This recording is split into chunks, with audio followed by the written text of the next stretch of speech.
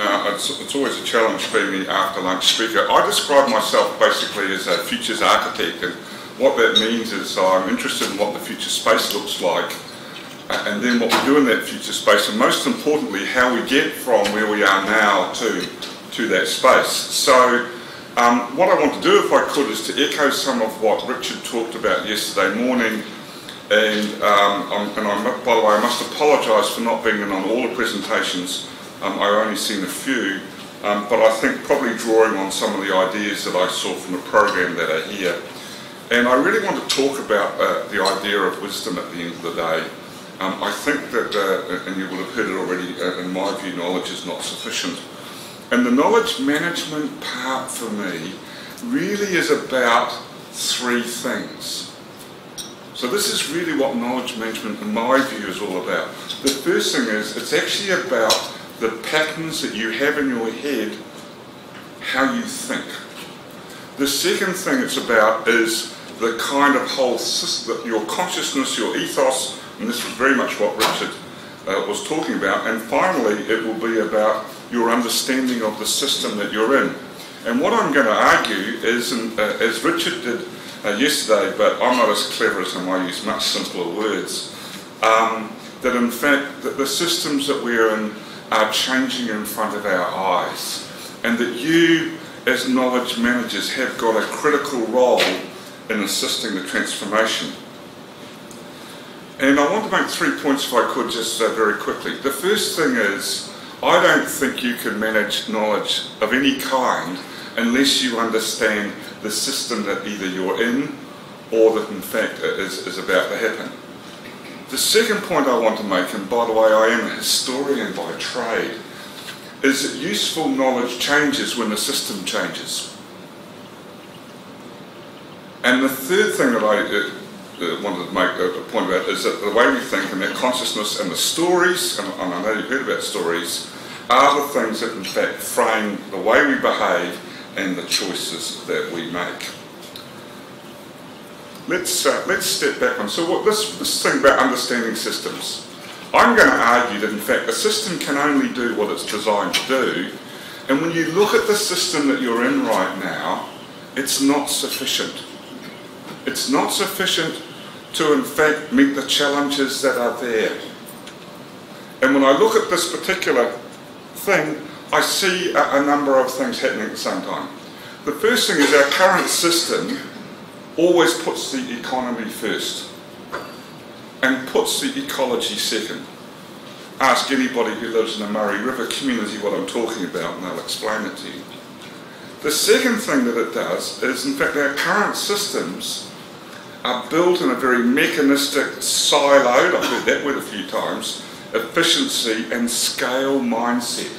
Those are the things that we've thought about. It's a system that's been built on cheap oil and fertilisers and all sorts of green waste, and all those kinds of waste really haven't been accounted for by the people that need to. It's a system that's built on globalisation and by, in fact, people fighting over who controls key monocultures, and I would argue up until now GST money has been one of those. And finally, sorry, I can't see the bottom thing this evening. Now, what I'm going to argue right now, is, as Richard did yesterday, is in fact the system is changing. The system is changing in front of your eyes. And you have a key role in helping your organisation to navigate. Let me just talk about the work of Jeremy Rifkin and what this means, and this is my interpretation of it. If we go back a few thousand years, we came out of our caves and villages, we went to small cities, we used slaves or horses or camels or something to in fact generate power. We call it horsepower. And isn't it interesting that those words are still there in our language? And because we couldn't kind of shout at people because there was too many of us, we actually built a thing called writing. Fast forward to roughly 200 years ago, and in fact the system changed. And we started to see the emergence of factory-based cities. We saw energy shift from horsepower to steam. And we saw the emergence of a new form of communications, and it was called printing. And we're probably at the point where we're just about to see its demise. We can see now that within 5 years, no local council will live in fear of what's going to be said in the local paper, because there won't be one. By the way, the printing thing was a convergence of the Gutenberg printing press on the one hand and cheap printing on the other. There was a second revolution 200 years ago, and local government in this particular age focused on institution building, the community halls, the big bridges, the libraries. You know, and around Melbourne you can still see the echoes of that age. But 100 years ago it all changed. We shifted from those factory cities to suburbs. We shifted from steam to oil and electricity. And we shifted from printing as the dominant communications to telephony, and later to radio and television. And everything that you do in local government is driven off that paradigm. All the things that you work on and that you measure were all about making this happen. Your planning departments, the way you collect rubbish and create roads and all the rest of it, all come out of this paradigm. By the way, the shift from the age of steam to this new age in the developed world took about 10 years. If you go back to 1912 and then look at what 1922 looked like, that's when the shift really occurred. And it was huge. And the age of monarchies disappeared. We're now at the beginning of another shift. By the way, you have no choice. This is not going to be up to you and your council. It's happening now. The shift is from suburbs to interconnected villages and communities wherever they may be. And it seems that humans need, and an echo from a longer time I think, to live in a radius of around about 5 k's, which is about as far as you can walk in an hour and a half. The energy systems are shifting quite quickly from these large point source controlled systems to distributed energies. And that means that every utility will have to change as well. And mobility and social networking technologies, as you've heard from Dominic this morning and others, are reframing everything. Think what it means to understand that there are 5.5 billion paid phone subscriptions on the planet. There are more phones than that.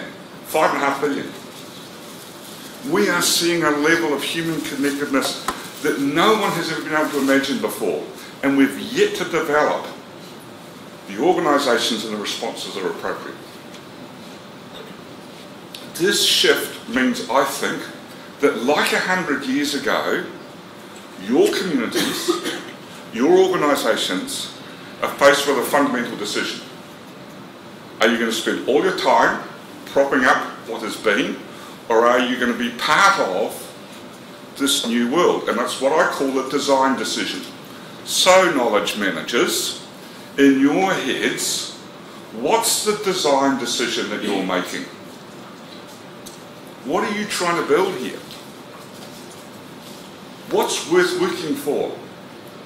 And just in case you think I'm just a sort of bald, crazy old man, which is true, here's a design decision that was made by the European Parliament. This is not radical stuff.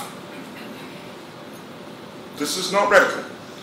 The Europeans decided this in 2007 and have reaffirmed it every year since. Cities like Rome and San Antonio and many others have done the same thing. The Norwegians and the Swedes are already 5 to 7 years into this change that I am talking about. We are behind the 8 ball. We are seriously behind the 8 ball. And you'll see when you look at this kind of declaration how profound the shift is. So it's a shift to renewable energy, which of course is free rather than the ones that we have to pay for at the moment. That in fact everything and everybody becomes its own power plant. That we have all sorts of storage technologies and all kinds of other things. That again these social networking technologies and the internet will in fact inform all of this.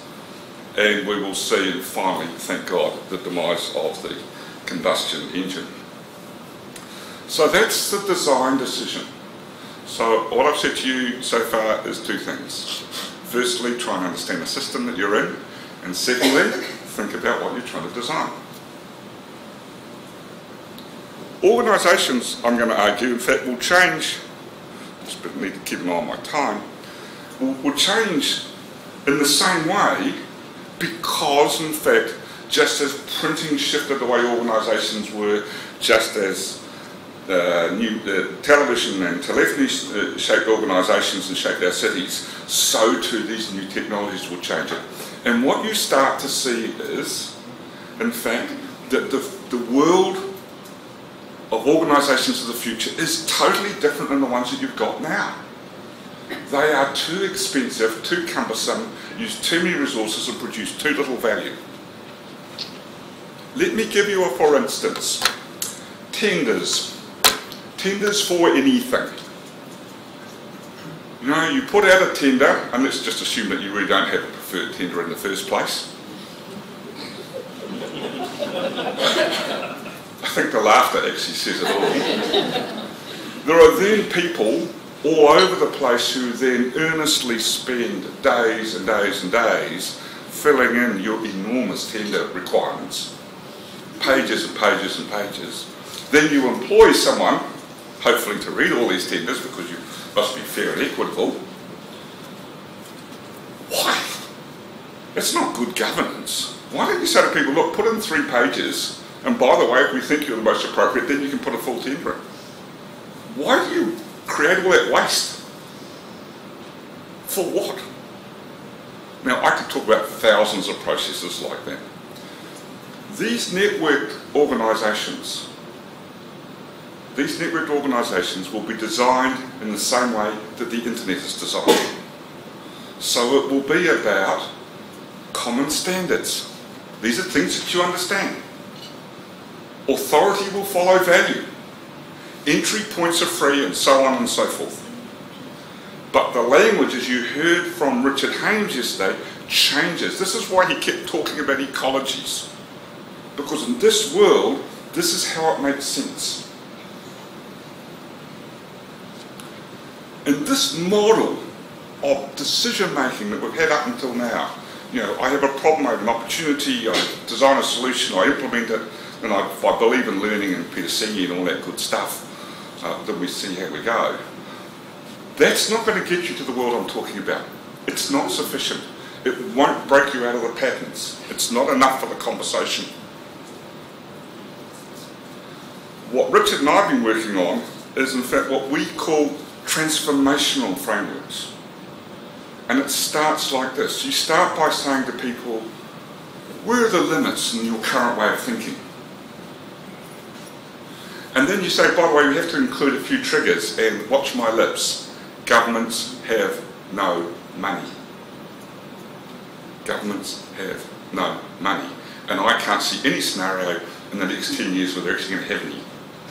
And that's a shock, because up until now you've always had money. So you're going to have to design differently. And if you've got these limits, you know, doubling the number of roads in Melbourne might be an example. Yeah, right. Governments have got no money. What does that mean? What sorts of assumptions need to change? So this is where we're starting to change thinking. And if those assumptions need to change, what does my business model want to have a look like? How do I change things? And then I can tell a story about the new future. And you've heard some of those stories over the last few days. And then I can build a pathway.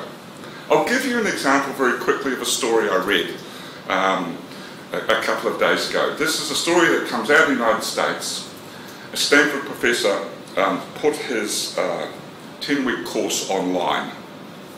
It's called An Introduction to Artificial Intelligence.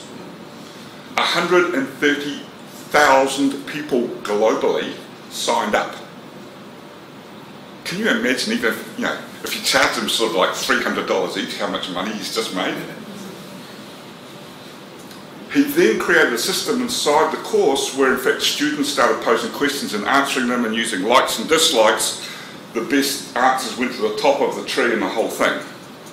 As that became so successful, most of his Stanford-based students joined the online course. And 23,000 people passed the hardest exam he's ever seen. 23,000, by the way, is more than most teachers, professors would teach in a lifetime. That's new design. That's new design. But clearly one of the things you have to do is, once you've got that new design, you've got to build a pathway from where you are now. But increasingly, I'm talking to councils, state governments, private sector organisations where they go, I can't keep going the way I am. I've got a problem. Oil's become too expensive. Compliance is too hard. The business models are changing on me, retail, education, 3D printing and manufacturing, social media, newspapers. How many more do you want me to talk about? So there are ways, by the way, you'll have a copy of this, where in fact just simply taking people around that little curve, you'll be stunned at how quickly you can find the solutions. Because guess what? Most of the assumptions that you need to know about, most of the business models, and most of the possibilities have already been done somewhere else. It's just a matter of adaptation.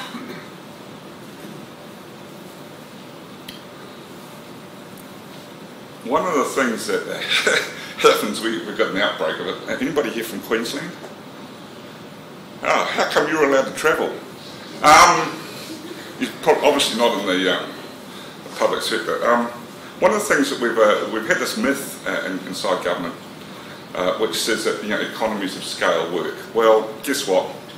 They don't. A guy called Jeff Mulgren, who's an Aussie actually, was commissioned by Blair to in fact prove how great economies of scale were in Britain.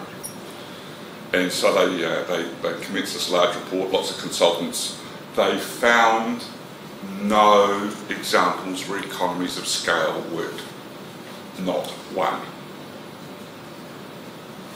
They were so frightened they never published the report, which is why we all know about it.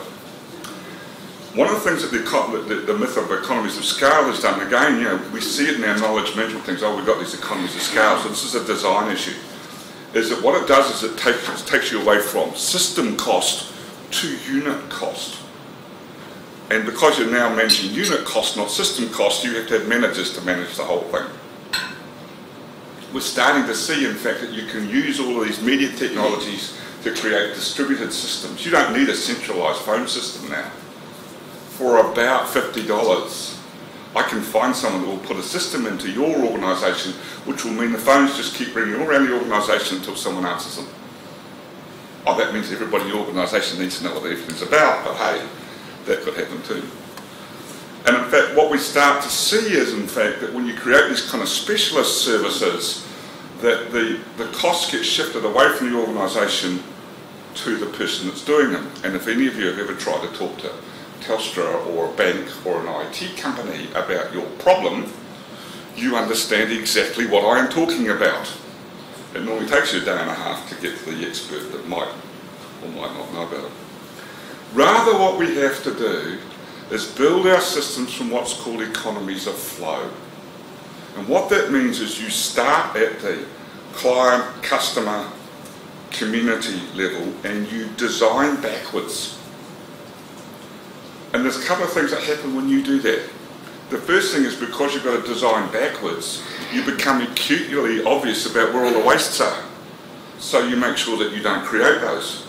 The second thing that you find is, in fact, that, guess what? Not everybody wants the same thing. So you have to design for diversity. And that, in fact, trust it. And so you start to build work the whole way. By the way, this economies of flow will be the fundamental basis of reform of government in Australia. It's starting to happen at a state government level right now. Knowledge management is critical in an economies of flow model. If you want to understand economies of flow, read the work of Taiichi Ohno, who in fact designed the original Toyota system. That was how Toyota beat Ford, who believed in the standardisation model.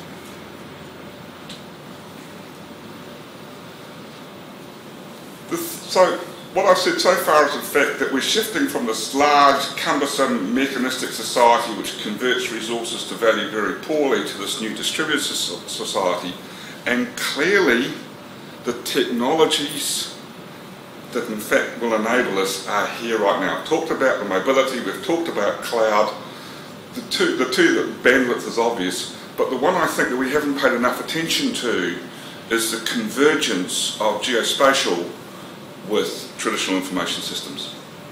And there is very poor literacy around this. And understanding that convergence is essential if you are in any way, shape or form going to manage the data that is around you. The amount of data that will be created is enormous. There is a firm in Geelong called Pure something, can't remember.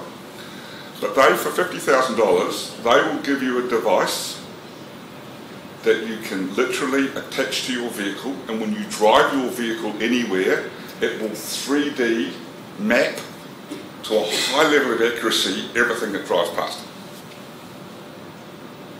Everything. 50 grand.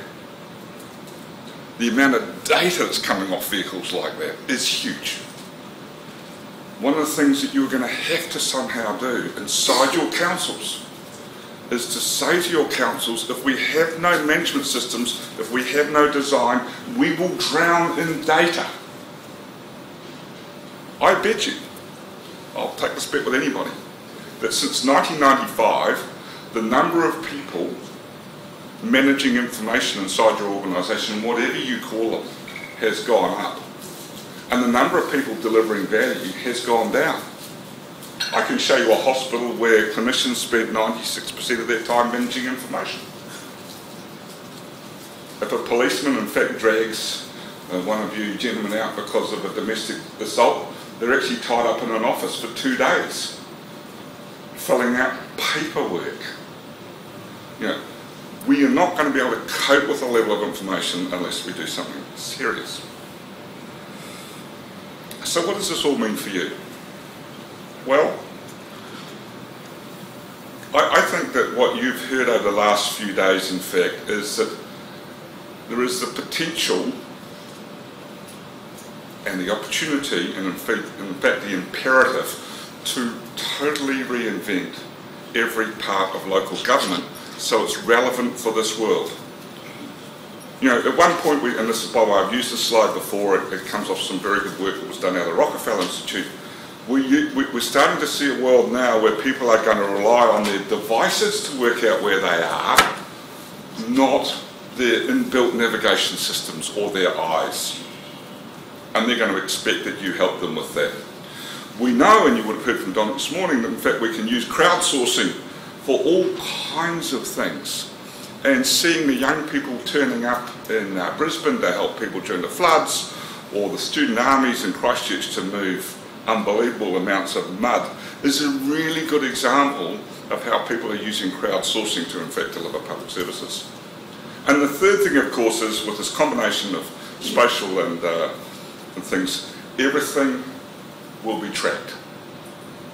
I was at the MAV IT conference last year, and there was a great presentation from this guy who comes from somewhere up on the border. They've got no people up there, but for the first time they could actually work out where the bulldozer was and how often it was used. And when they tracked it, it was pathetic. What a waste. So the tracking and the tagging will enable you to in fact really see where you're wasting resources, or in fact where you need to use them. We're starting to see that in fact there is a huge opportunity for local government to be a portal for access. This is reinventing and rethinking libraries so they become this kind of dynamic, interconnected part of this thing. You're going to have to start to change the way that in fact you think about where business sits and where people live, because people are creating microeconomies in front of your eyes. Do you really know how many people work from home in some of your suburbs? Do you really cater for them? I would suspect you don't have a clue. but you've got lots of things which say business should be over here and people live over here.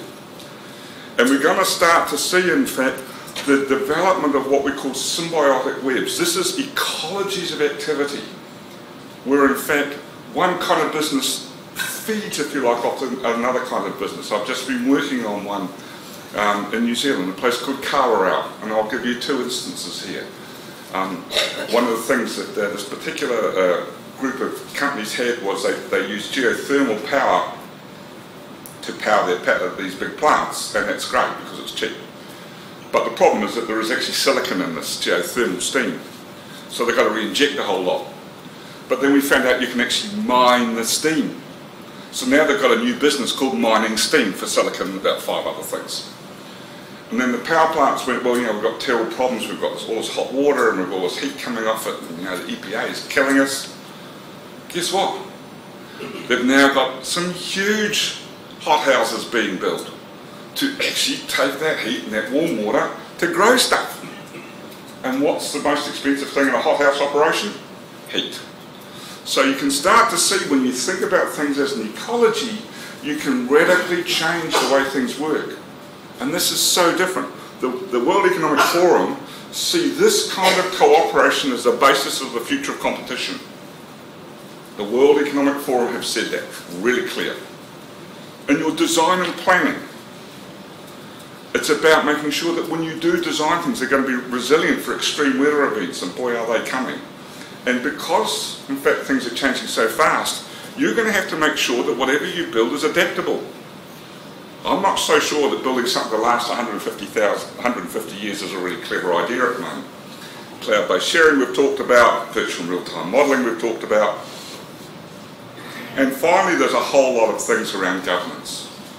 And let me just pick up one of these. There are now lots and lots of websites which say, we will in fact record where people are who've got colds or flus. And you know something? What that would mean for me is I come in from Torquay in the morning. If I knew that, I'd go, I've just seen on my iPad that in fact there's a bit of an outbreak of flu in St Kilda. Lots of colds out there. I don't think I'll be cancelling the 96 tram. I think I'll wait for one from Docklands coming the other way. That's the kind of stuff that's there right now. In Britain during the riots, when the police were overwhelmed, most of the criminals were caught through these. People just started taking photos and uploading them onto the net. And then the police went, we can match that with the high street one. Oh, that's interesting. That guy in that red check shirt, well, there he is. Got him. This is not local government as you and I have understood it. But then again, the local government of the early part of the 20th century looked nothing like local government of the later part of the 19th century. So get used to it. You as knowledge managers have the opportunity to help your organisation navigate to the world that I'm talking about. Because in this world, you can deliver higher value services using far fewer resources. And the environmentalist in me says, that's the big game. That says that we need to in fact deliver same amount of value for a quarter of resources, or double the value for half the resources by 2020, and same value for 10% of resources by 2030. By the way, all the technology, all the business models, all the case studies to do the first one of those are here already and off patent. So, I want to go back to where I started. It's about seeing the systems. You have to be the kinds of people that hold a view of the system in your head and to help other people understand those systems. You have to be the people that can help people navigate from this mechanistic world to this distributed world, which in my view, by the way, is far more exciting than the world that we're in right now. I mean, where did we make it up that travelling an hour to work every morning in a car doing 10 k's an hour and the same at night is quality personal time? How did we do that to ourselves? It's woeful when you think about it. Just a little cautionary tale as I finish, and I'll take a few things. As we shift from this old world to this new world, there are a lot of vested interests who are very short-sighted, who want to keep us where we are. And the amount of noise that's coming out of those few people is extraordinary. You only have to see the current media debates to get the point. It's also a world where, in fact, we need to go. This is not about blaming people. You know, just like, you know, we moved from steam to where we are. It's not that that was wrong. It's just that this was a better way of doing things. So I think we've got to get out of blame. I think this is about you, in fact, as you start to build this, and this is the point that you have to, this is about beginning new conversations inside your organisation. What if we could do it like this? You don't have to tell people, just start the conversation. And if you can, try and build a story. Because stories are what makes human beings, stories help human beings make sense of their past and their future. And people like being part of a story. And I've seen lots of change stuff around it today. It's quite clear that we cannot stay where we are. Our food systems as we currently practice it won't sustain us. Our climate systems are out of control. Our oceans are acidifying in front of our eyes. Our soils are disappearing faster than we can think about. I know we find it hard to believe in Australia, but there is a global crisis in terms of fresh water. Biodiversity globally is disappearing. There's a little snail at the bottom of the phytoplankton at the bottom of the food chain that they know will disappear because of this acidification by 2030. I just have this feeling, I don't know what it's going to do, but I've got a feeling it's probably not good. We need to go beyond where we are now. The way that we've used resources up until now has really been wasteful, and it's been okay, but we can't stay there. And if we're not prepared to do it, then we should really think out what the consequences are of living the way that we do. And if we continue to live the way that we are, then in fact, most of those under 20 will not thank us. They will not thank us. Because we are, if you like, the high priests of the old way of doing things. We're in the middle of the path. The question now for you as knowledge managers is, what are you going to do about it? What are you personally going to do about it? And I would just suggest to you that you do one thing. At the end of every week, say to yourself, did I do something this week that was genuinely about creating a better future? That's the only thing you need to do. And if the answer is no, you can live with it, fair enough. Me, I can't. Look, thank you, John. I hope that's made sense to people. I'm happy to take questions.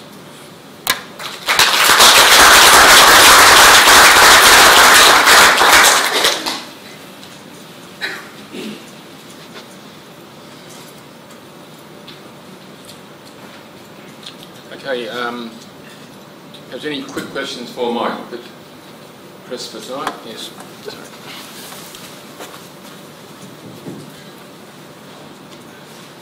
There are people, there are organisations out there that have vested interest in making sure that things stay the way they are now. How do you see a way that we can change that?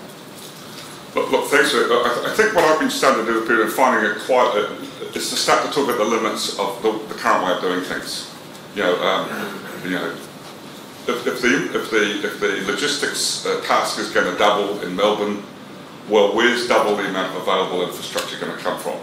And so you start the conversation at that point where you say, are there some limits we're running up against?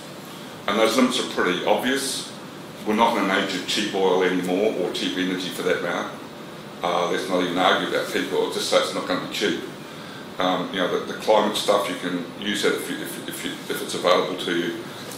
Governments have no money. What does that mean? The road that comes back from Portland along the inside to Melbourne needs repairing. There is no money, and there won't be for the next 3 years. Question, what are we going to do about it? So that's where I start. And I find that if people don't see where the limits are, then it's really hard to get to the next point. But right now, it's not hard to see the limits. You know, the limits are pretty well coming up in their faces everywhere. Mike, there's a quicker answer. Get them to speak to Rosemary. Do you have any other questions?